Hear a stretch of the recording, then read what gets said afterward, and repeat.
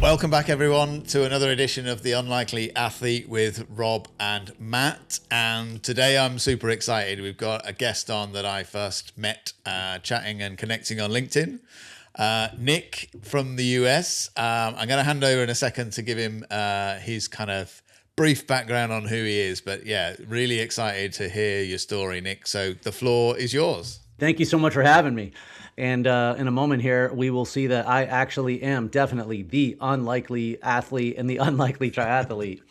I'm not going to go the life story. I'm just going to tell you that I'm a 4-time cancer survivor. I'm a type 1 diabetic. I'm a recovering alcoholic. I have, asterisk here. I have 7 herniated discs from 2 different rollover fatality car accidents. I'll get to the asterisk in a moment. I suffer from sleep apnea, nerve damage. I almost died from meningitis. Terrorists once put a nerve gas bomb threat on my airplane. Not really relevant, but I like to get the shock effect in there. I was recently diagnosed with POTS, which is actually why I signed up for an Ironman. We'll get into that. And very most recently, well, I was T-boned 8 days ago, and I broke my neck. And so now we say the third accident, and probably in a couple weeks when I get an MRI, the next time I introduce myself, I assume I'll be telling about more herniated discs and nerve damage. But that's not what is important. That's the origin story.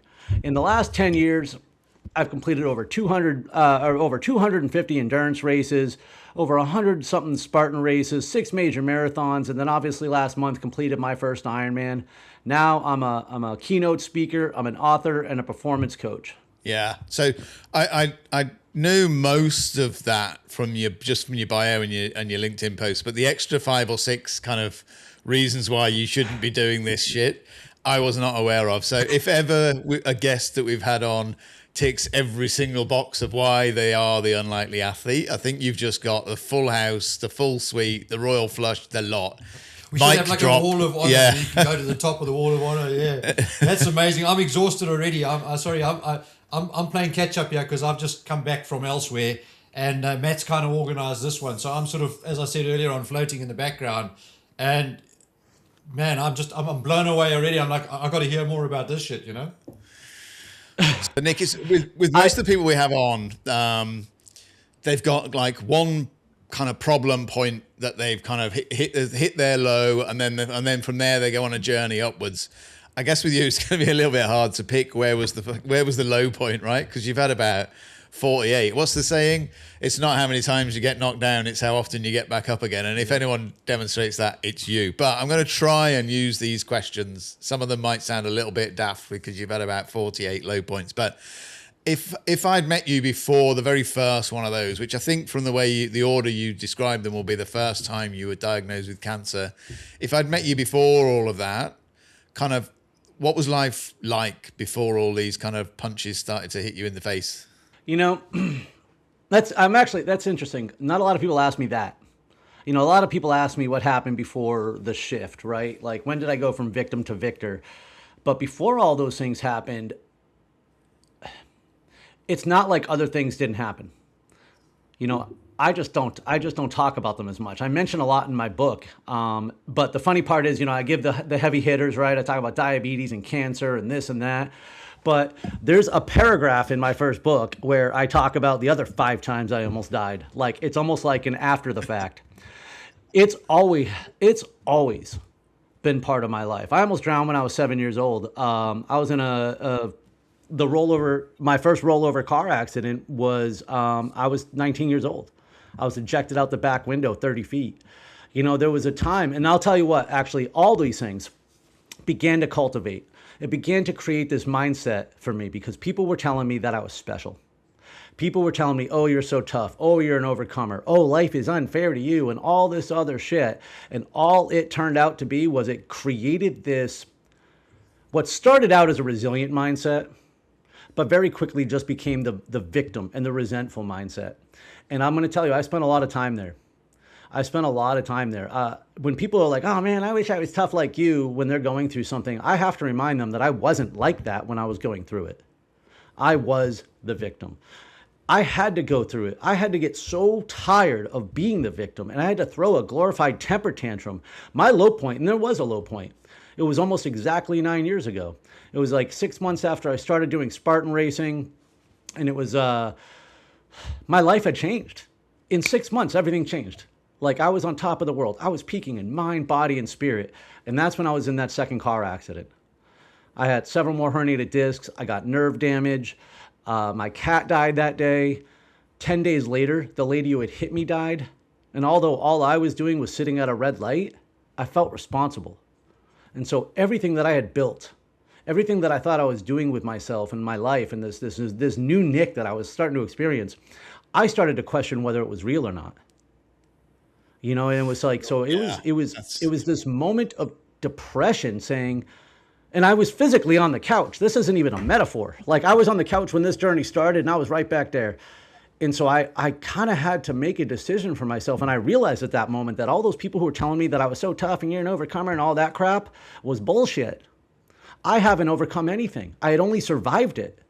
And I was so tired of being the victim that I literally threw a glorified temper tantrum. And I said, I will not be defined by my adversity, but rather my triumph over it. And ever since then, like a rebellious teenager, that's honestly been my fitness journey. That's been my journey in a lot of things. I like to pick big goals so I can beat my chest at these stupid circumstances that try to hold me back and say, you did not beat me.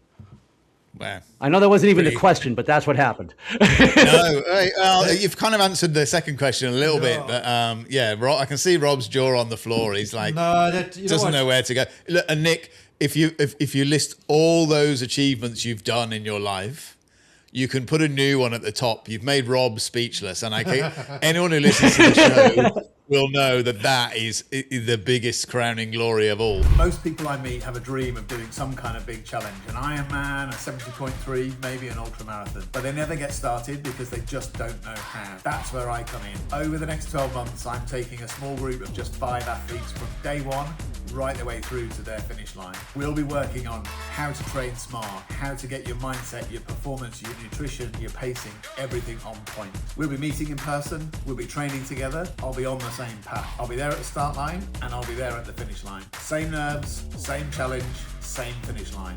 There's only 5 spots, so if you're in, click the link below. I'm lost for words. I really am lost for words. It's quite an incredible story. You know what? And it just, this is why we want to have guys like you on the show, man, because you actually portray it so well as well. And you just straight up no nonsense about it. You know what I mean? And that's exactly what it's all about. And exactly what we're trying to do is to tell people that, hey, there's all these other people and they were all just regular people at some point, you know?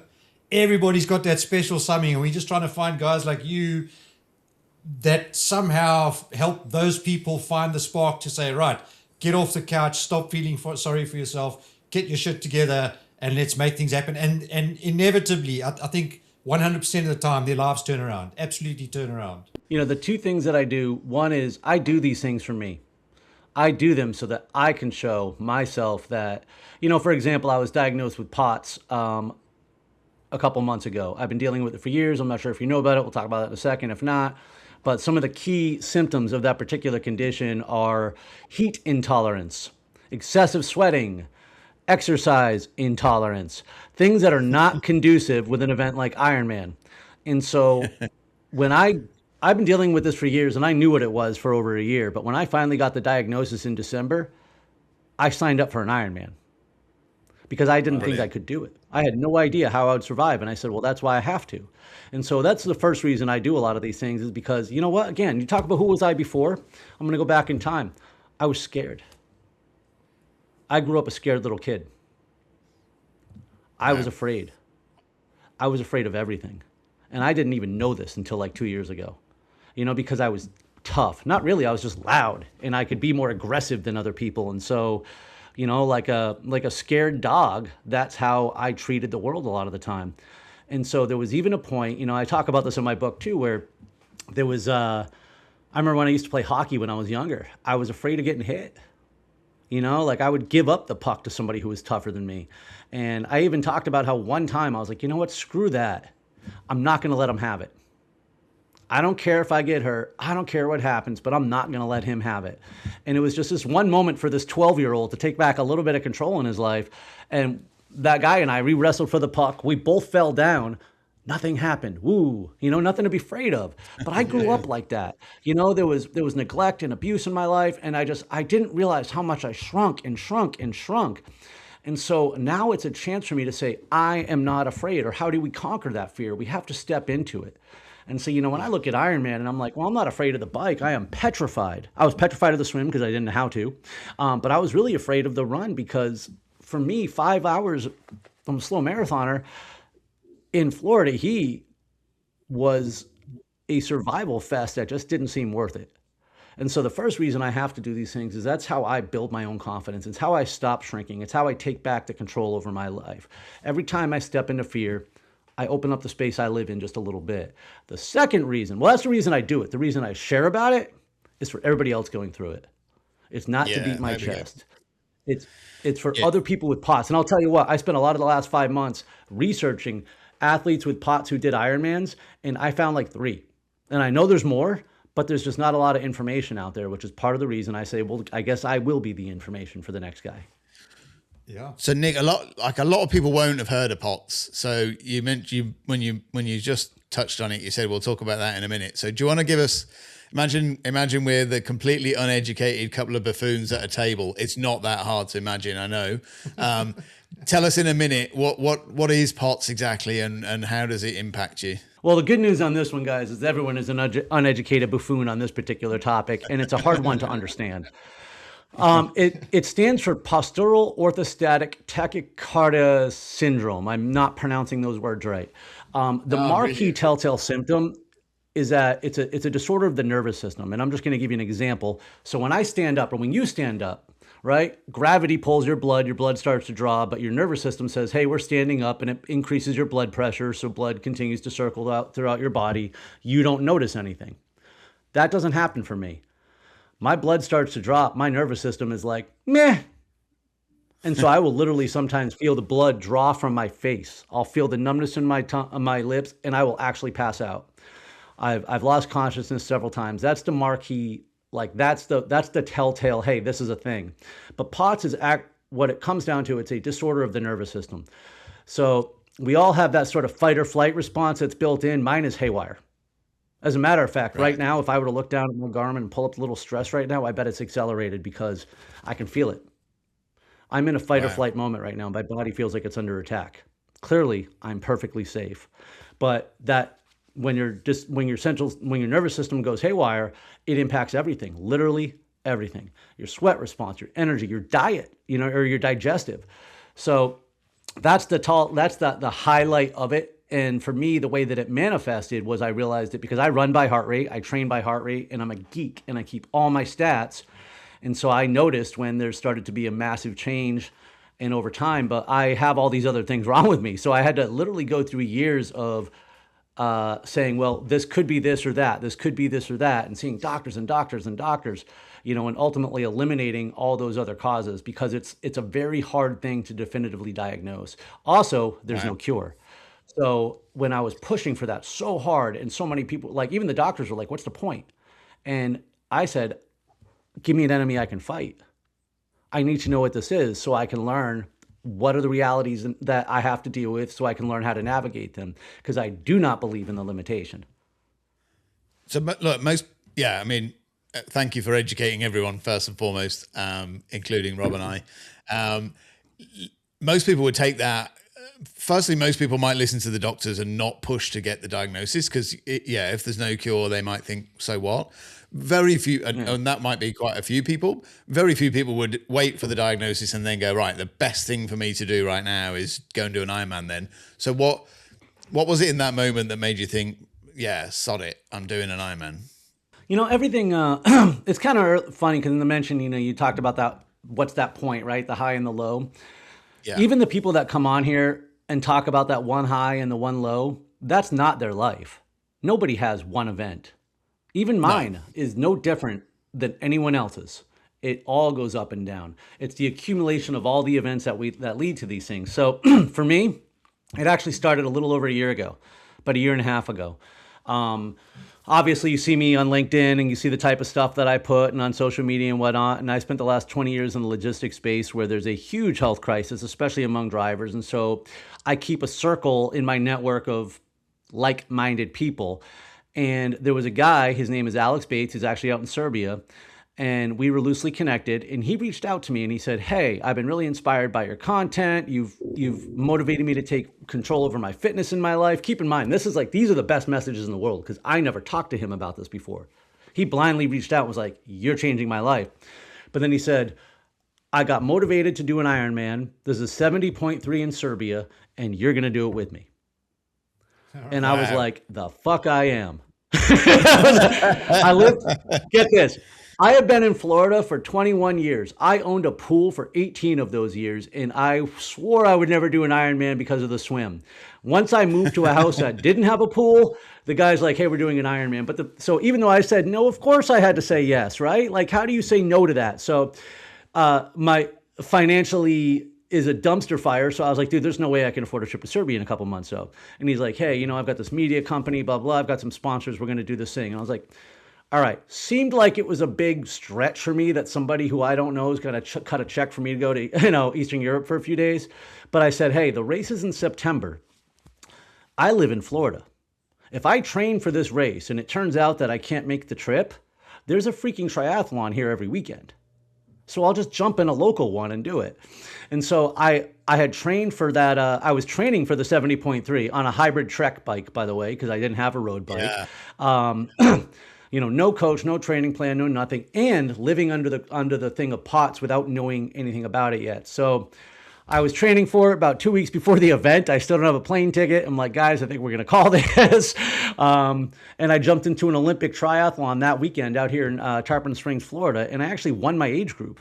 I won all 3 disciplines too. It wasn't a big field, but still, that was a huge moral victory for me.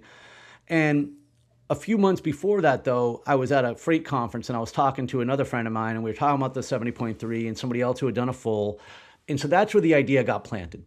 It was just the seed got planted of a full Ironman. And I started talking about all the things that I couldn't do. I was concerned about the swim because of my diabetes. I'm not concerned about physically learning how to do something or enduring suffering. That's the easy part. For me, it was, how do I not drown with a low blood sugar?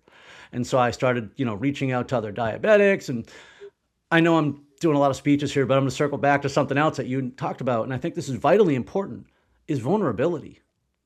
I have to be vulnerable about the things that I'm going through for a couple reasons. And one of those is so that I can help others, but more importantly too, is so that I can learn how to get through it. I have to say, hey guys, I don't know how to do this. And I actually started doing that in the triathlon world. So it just became about a problem to solve. And when I knew I was going to basically getting this diagnosis, I sort of was like, how am I going to punch back?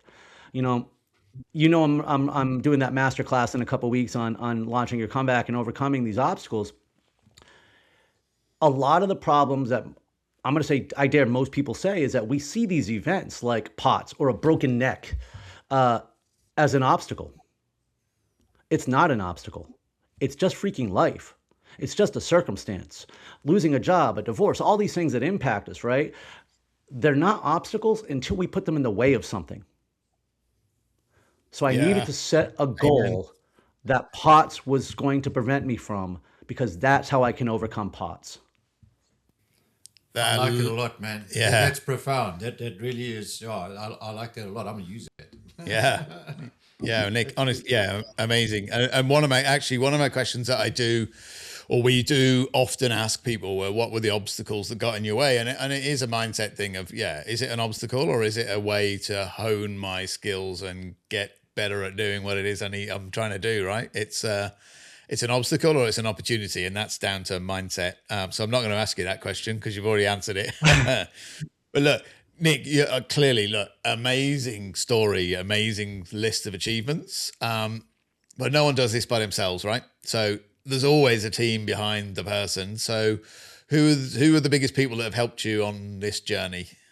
Well, I mean, I'm going to call out my wife real quick on that one. Yeah. I started the speaking and coaching business just a couple of years ago, and that means, I'm broke. So when I said, hey, honey, I want to commit to a $1,000 race that's going to cost basically a $5,000 weekend that we don't have, she was wildly supportive through the whole. She bought me the bike. She helped me buy the bike. She bought me the hat I'm wearing right now. And she's always been my biggest cheerleader. She's always been the biggest supporter. She goes to a lot of the big, all the big events with me. I'm actually excited because she's going to do an event, I think in a week or so. And I'm obviously not. And I'm excited to go support her. So without her, and I understand, I talk to guys at races sometimes who are like, they're going from the finish line to the plane. They're like, oh, my wife will be pissed if I don't get home tonight. And I'm like, my wife's like, get home safely. Yeah. So I can never replace that sort of thing. I agree 1,000% though, that nobody does this alone. I talk about it in my book, talk about it in my keynotes, that everybody needs a wolf pack. Everybody needs a tribe. And so for me, one of the groups that I found is a social media group that I'm part of called Spartan 4.0. And it's an online community of obstacle course racers and endurance athletes and people of this age genre. That's been wildly supportive. And then when I should have done this a lot earlier, but when I was preparing for Ironman Jacksonville, I joined the Ironman Jacksonville group and the Triathlon for Beginners group on Facebook. And I began to find a lot of other support. And I know a lot of people will kind of crap on social media and be like, oh, that's not real. It's not real unless you make it real. These are people I actually see in real life. Oh, get this. This was so cool. So I put on that thing about the Triathlon for Beginners group. Like 3 weeks before the event, I'm like, hey, I'm a diabetic. Does anybody else have any advice? Like, wait, maybe next time I'll wait until I'm in the water. But anyways, so a couple local people had reached out and they gave me some good advice and whatever. And this one guy and I who lives locally was like, we kept trying to meet for lunch or something, but the schedule never worked out. And so here I am, I just get out of the swim in Ironman Jacksonville and I'm on top of the freaking world. We'll get into that if you want. But anyways, I'm running through, as I'm running into T1, all of a sudden I hear, Nick! I look over and there's that guy. So we met in transition for the first time. Yeah, beautiful. Ended up connecting for lunch. I know, of all the gin joints in all the world, you got to figure I was out there for 14 hours, 21 minutes, 141-mile race, and we are occupying that same 4 feet of real estate at the same time, right? And he recognized me because more often than not, we see each other like literally a thumb size. So, but the community is what makes the endurance world worth doing. It really is the community. And I want to talk, unless you actually win the freaking race, you're running for yourself. Yeah. Period. Unless you are the guy who's winning, it's about your personal journey, no matter what it is that you think and say. So that said, we're all on a personal journey, and the running community, the fitness community, the endurance community is the greatest group of human beings I have ever encountered. 100%. I have to agree with that. And I want to put my hand up there as well again, because you talk about your wife, and it's amazing how many guys, when we speak to blokes, and it's the wives, the spouses, and the other way around as well, when we speak to the ladies, quite often it's the man. I know my wife of almost 37 years now has spent many a race humping my bags around race venues and getting all my food ready and all the prep that goes in the background.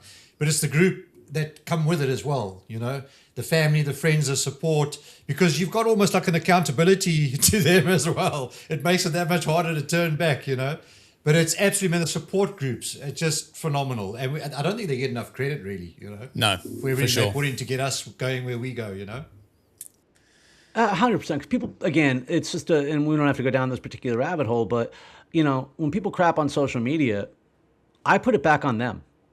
You are your feed. And I don't have that.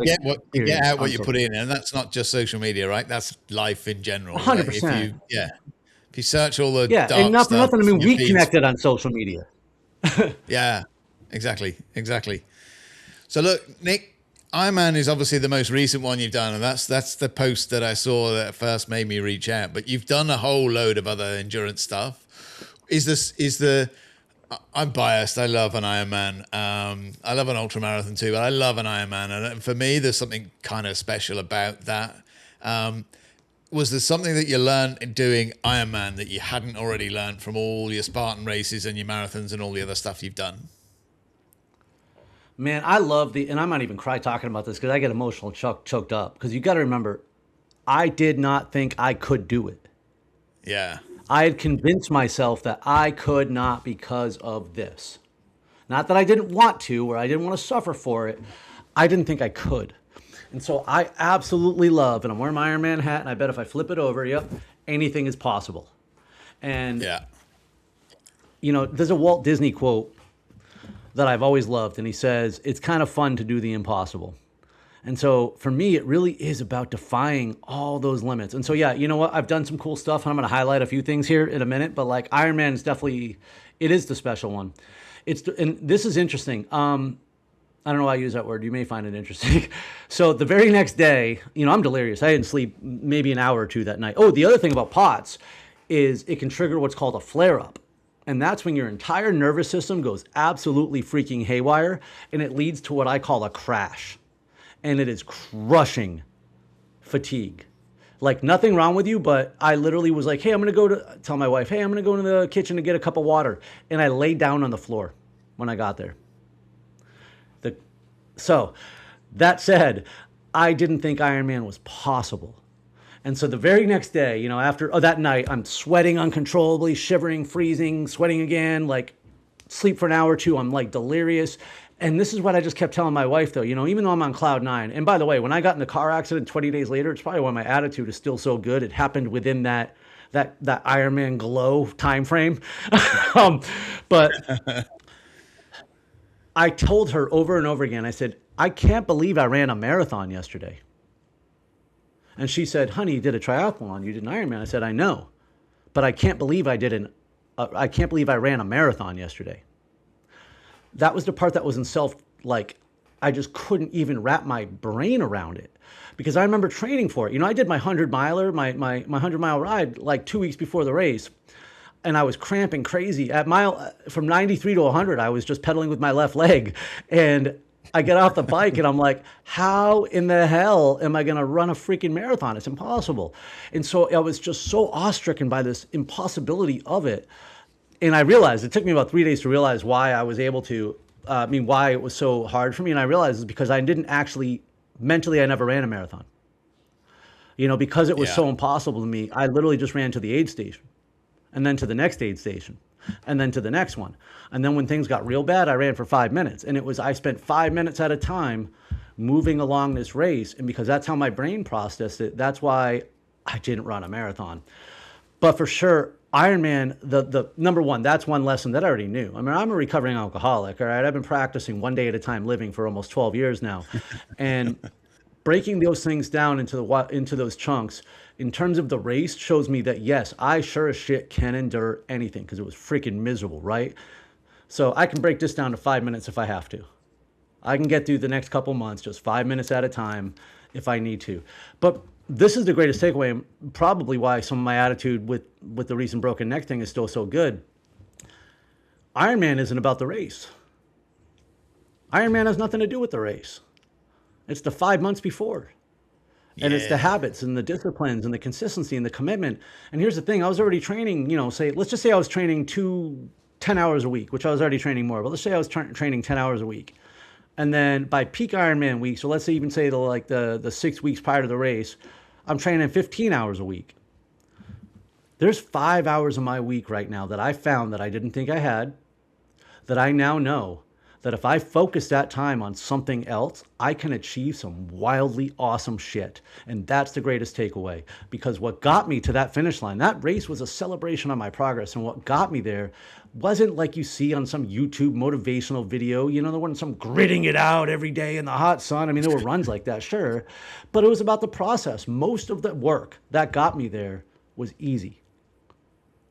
So that is just the knowing that, and what I already know, it's a reinforcement, only it levels the bar, you know, raises the bar. And to be honest, you know, you asked me, a lot of other people would ask me, what's next? What's next? What's next? And I'm like, well, first of all, what am I going to say? Like ultra Ironman? Like, dude, I just hit one of the top critical things here, and we're going to enjoy this for a minute. But honestly, I'm going to redeploy some of those efforts and energy into my business, because it's time to level up there too. Love it. And we talk, something you said back there, that's something I think I've already written a post on Friday that's going out on my LinkedIn that talks about exactly that. It's nothing to do with the race. The race is just your victory lap, and that's a really corny kind of saying that people say, but it really celebration is. Of my progress. You don't change on the day when you do the Ironman. I mean, the red carpet moment, the ringing the bell, the tears, the emotion, that's all great. But that's not when you change. Your change comes from, like you say, the 6 months of getting yourself ready to even be on the start line. And that's a message that we put out to all the listeners all the time. So yeah, I just had to chirp in because it's a message I say to everyone I coach all the time. And I'm really pleased that you mentioned it without me prompting or feeding you the line. You know, there's another side. I actually wrote a post about that. Sorry, carry on. I was going to tell you, I actually wrote a post about that myself, and I said that the day I became an Ironman was not May 16th. It was like December 20th. It was the day that I registered, because that was the first change that I made. It was the first time I changed my perspective, which means I started changing my actions, because I started to become. You know, becoming is I don't know the right grammatically thing, but it's, I didn't became an Ironman. I was becoming that whole process. And some people in the Ironman Jacksonville group wanted to troll and get stupid, but that's cool. Because of it, it practically went viral. So thank you for that. But that's what when I look back and I see that, I was like, every decision I make, is part of the becoming process. Yeah. Love it. I think, as I say there, the same thing is like a lot of people, I think, that go through that journey don't actually realize until pretty much almost the day after the race, because a lot of people get that deflated feeling. They're like almost like a bit of an anticlimax. Oh shit, what was that all about? And that's when they start to realize that the whole journey wasn't about the race. It culminates in the race, and that's the end result. And I mean, I've got a couple of athletes and some family members at the moment. They actually can't stop now because, well, shit, I've got nothing to race for. What am I going to do this week? I've got all these extra 5 hours and 10 hours I found to train this week. And I think that's where the realization comes in, that it wasn't about the Ironman race. It was about the journey up to it and how it's going to change and affect your life. So absolutely, I mean, this is exactly why we put on this podcast, because these are the messages we want to get across to people. Fantastic. Exactly. We go. Go on, Nick. I was going to say, I even circle back to when I talk about that masterclass next week, I'm coaching a guy who, and what's kind of funny is that I've been coaching him on his comeback for about 5-6 weeks now. And then this happened. So it turns out I was preparing for it the whole time. But he had made a comment where he's like, oh man, I feel kind of bad. This is, the session's been like therapy. And I go, bro, it is. A physical comeback is a mental problem. It's not a physical problem. This will heal on its own. The comeback, the next action, so steps, is all mental. And, I just call what you described the marathon blues, because most people don't do marathons, but even less do Ironmans. And it's the same feeling. You commit something for 4 or 5 months, you're training all this time, and then all of a sudden it's gone. But what it comes down to, and why I mentioned the therapy part, it's our identity that gets called into crisis. Our purpose and mission is gone. And all of a sudden we're like, wait, what do I live for? And that's where I think a lot of people get stuck, because we put the race as the thing instead of realizing that, for me, my purpose is to overcome every obstacle and inspire others that they can too. Which means right now I am perfectly capable of fulfilling my purpose, even if I can't run the race that I want to. And so surprisingly, after Ironman, I got the void only because of the time, and I didn't quite know how to deploy it, especially the first 2 weeks when I was forcing myself to rest anyway.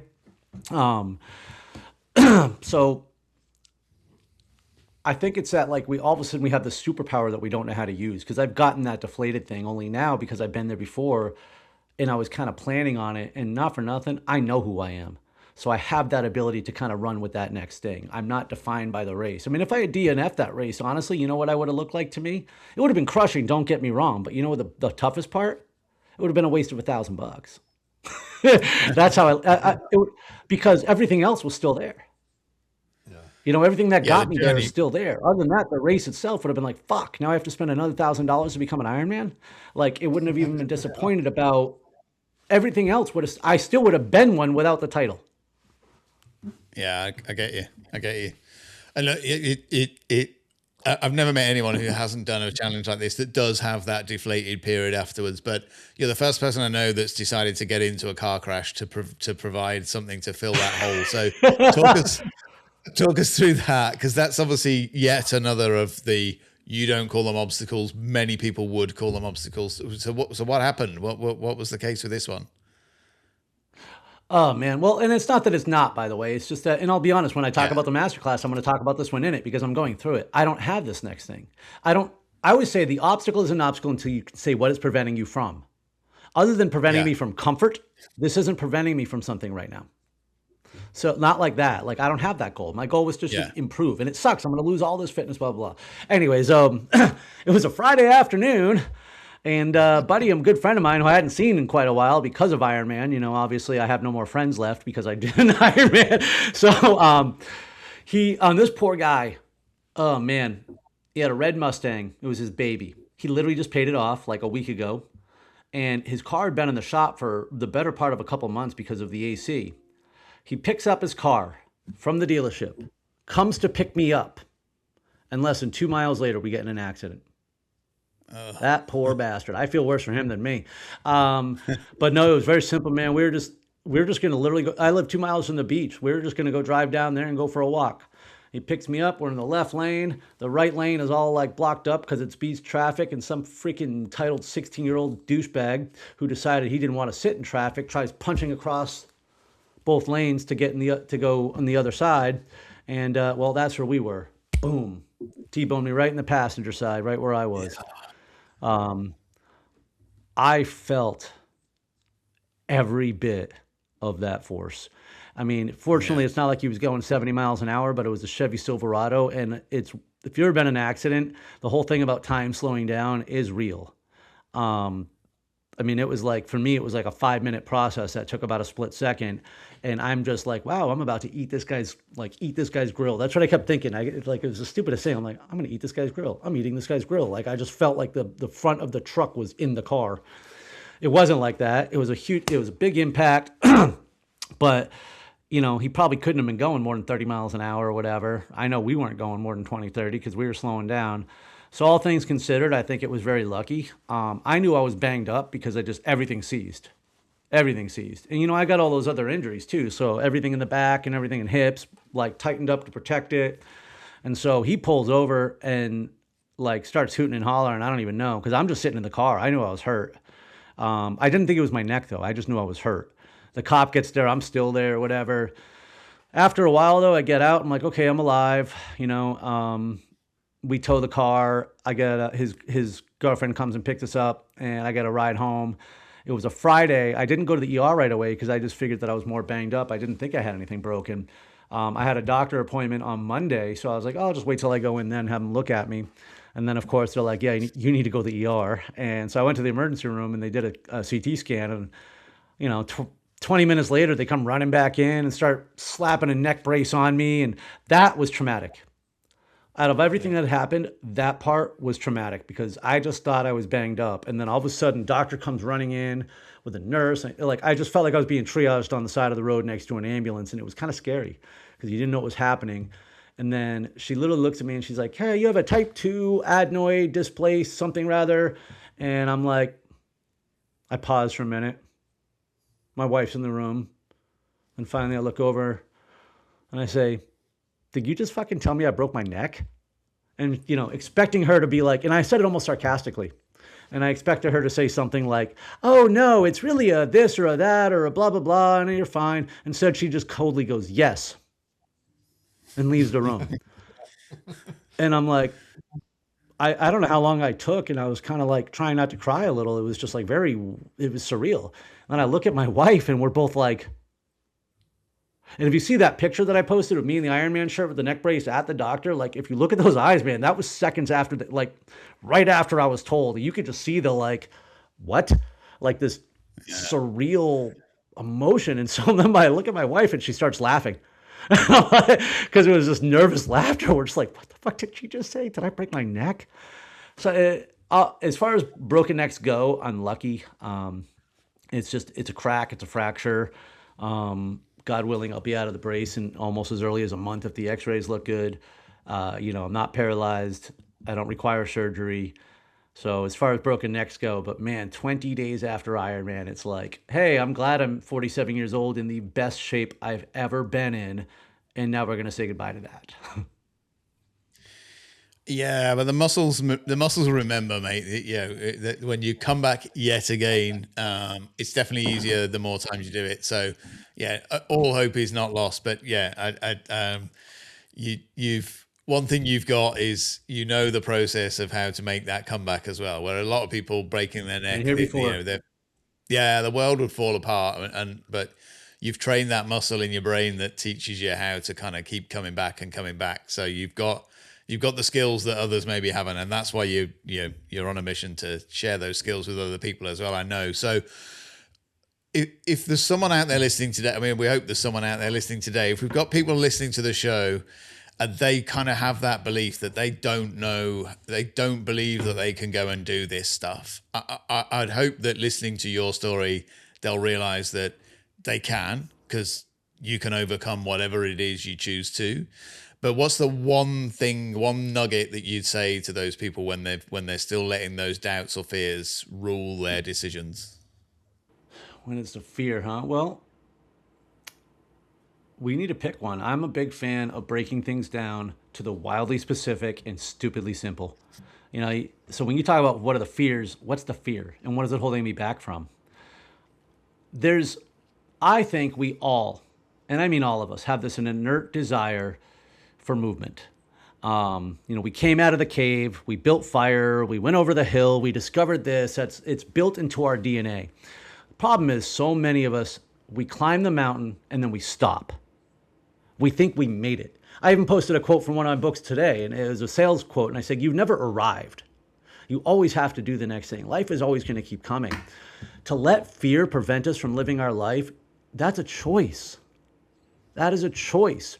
When I look back, and this is oftentimes why I do these hard things that have an uncertain outcome, that have no guarantee to success, that I don't even know if it's going to work for what I'm trying to do, is I have to look back and I say, at the end of my life, do I want to say that I lived my life in fear and hid and did not live my life? Or do I want to say that I did everything I could? That I tried to live beyond fear, that I tried to use courage. I'm deathly afraid of snakes, deathly, and heights, which is why when there's snakes, like the other day, there was a freaking 4-foot demonic rat snake sitting outside my front door. My wife's like, oh, you don't want to go out here. And I went up to the front door real quick. And she's like, why? And I'm like, babe, this is how I conquer the fear. I'm not going to go handle it, but I'm going to look at it for a second, get a little closer to it. It's why in Spartan, it's why I like doing the mountain races. I'm afraid of heights. Put me up there. So every time, for those listening, if you are afraid, that's why you're supposed to do it. And how do you do it? You break it down to the wildly specific and stupidly simple. I mean it, make it so simple that it is unignorable. If you're afraid of the swim and triathlon, go get in the fucking pool. And if you don't have one, find one. And if you don't know where one is, schedule the time to look for one. That's how simple we make the first step. We don't take what we don't have as an excuse not to do it. We turn that obstacle into an action and get moving. And as you take those little steps, all that fear dissipates. There you go. Ooh, I got one more too, though. The other thing is jump in the freaking water. Because you've already answered my last question, which is always what's the first step you should take tomorrow. So you've ticked it off before we even get there. So the floor is yours, my man. Give us your final thought. All right, well, the other part then, for as far as I'm just going to give the Ironman reference, is sometimes you just jump in the fucking water. When the thing goes beep, that's your time. You go. I mean, we've all stood in that corral, and I can use whatever metaphor that you want for this, but you're waiting for your turn. All the nerves, all the anxiety, all the reasons that you shouldn't be there, all the things that you didn't do to get there, and all the things that you're not good enough for, blah, blah, blah, blah. They're putting 3 people in the water every 5 seconds. When the person before you hits that water, you got 5 seconds. 5 seconds left, and then your fear is irrelevant. I mean, it's irrelevant anyway, but what's it matter, right? And as soon as you hit that thing, it's just ripping the Band-Aid off, jump into the water, and go. And for me, if you ever watch any of my, and I haven't done one in a minute because I haven't been working out, but if you ever see any of my post-workout videos where, I post whatever, I always start them by saying, right here. That's me telling myself I'm in. It's game time. Be present. We're started. And even when I'm dropping on a keynote, I start by saying right here. It just brings me back into the present to take the action that's right before me.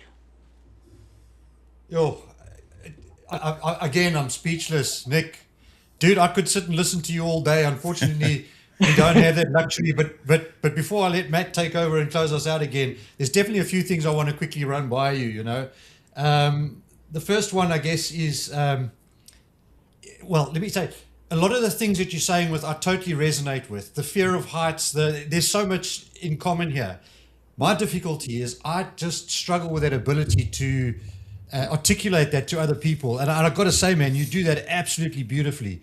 I wish I had the gift of the gab like you to be able to tell people. So I'm absolutely, I mean, we're still fairly new at this thing, right? But I've got to say, this has to me been this is the most inspirational and enlightening person I've spoken to on one of these podcasts. And that's from the heart, dude. I'm not one of those guys who pays lip service to people, you know? So I wanted to give you the kudos for that, man, because you've actually inspired me in a way to get my shit together and learn to speak better and get my message across, because everything you're saying is, yeah, that's what I'm trying to fucking tell people. But how do I do that? Well, I do that by getting you to tell them. So I really, from the heart, man, I want to thank you, because people are going to listen to this and they're going to be blown away and they're going to start chasing your ass around to see what else they can get out of you. From that, the one thing that comes up, and it's something that's close to my heart, is, and you said it yourself, you said it's like that teenage defiance, man. And to me, that's what it's all about. You don't want to be some tough gung-ho kind of guy, but that defiance, I believe everyone's got in them. I was that skinny little kid who got bullied and pushed around at school, and your story put a lump in my throat. I got to that exact point where I'm not letting this fucker have that puck from me. And I got to a stage like that as a young kid in my life where I thought, actually, you know what? I am the small, skinny guy. Go ahead, beat shit out of me, and then let's see what happens after that. And of course, it never happens. And you go, well, okay, that was pretty easy. And so you move on from there. So not everyone's got that ability to find that spark or that catalyst to make them defiant. Some people have got to have an absolutely traumatic experience in their lives to go, fuck this, I've had enough, you know. But guys like you, I believe, and shows like this, I believe it's our responsibility, because we figured that shit out to an extent. It's our responsibility to our fellow humans to help them find that way, because I absolutely 100% believe everybody's got that. But not everybody can do it naturally, and they need guys like you to help. So teenage defiance, that's my takeaway from this. And it's not only teenage, but always ask the question, always challenge it, and always be defiant. And one last thing I'm going to ask you, because you mentioned books a few times, and I know we're going to get from you all your books and we're going to put them in our show notes and everyone's going to go look them up. But I'm absolutely intrigued. So my question to you is, Nick, of all the books you've written, which one are you telling me to pick up first? We're going to start with Through the Fire. That's the origin story. That's Through the Fire. Follow me on LinkedIn on Friday too. You're going to see a funny post about books. Okay. I don't want to give too much away. But yeah, Through the Fire is the origin story. Okay. That is on my list. It may, as ashamed as I am to say, it may end up being an audio book because of the way my lifestyle goes. But I do like still a good solid paper book. So I'm going to scrounge that one out, and I'm definitely going to do some reading on that. I promised Matt I wouldn't talk so much this time. So I guess from my side, Nick, dude, this is for me what my show is all about. I started this thing as a passion and a hobby basically about a year ago, and I didn't know what I was doing. I'm kind of winging it, but it's actually taking me down the road, and it's taking other people down the road. I appreciate your time, man. I appreciate you coming on here and sharing your wisdom, and I can only but wish you the best of luck, everything going forward. And you got a new fan, dude. You got a new fan. You got a new follower, a South African one. So here we go. Thanks again, man. All the best to you. Guys, thank you very much for having me. I appreciate it. No worries, Nick. So it's down to me to wrap up this one after I kind of first got in contact. So Nick, thanks very much for coming on. You are going to inspire a whole bunch of new listeners. We're going to get all your contacts, all your details, your links to your books and stuff. They'll all be in the show notes. So those of you listening, watching, you can, and inspired by Nick, check the notes below. And follow him, like him, listen to more of his stuff. In the meantime, in terms of the show, like, subscribe, follow, share, get this message out to as many people as you can. And we'll be back in a week with the next episode. Fantastic. Never stop moving, guys. Always a pleasure, Matt. Thanks again, Nick.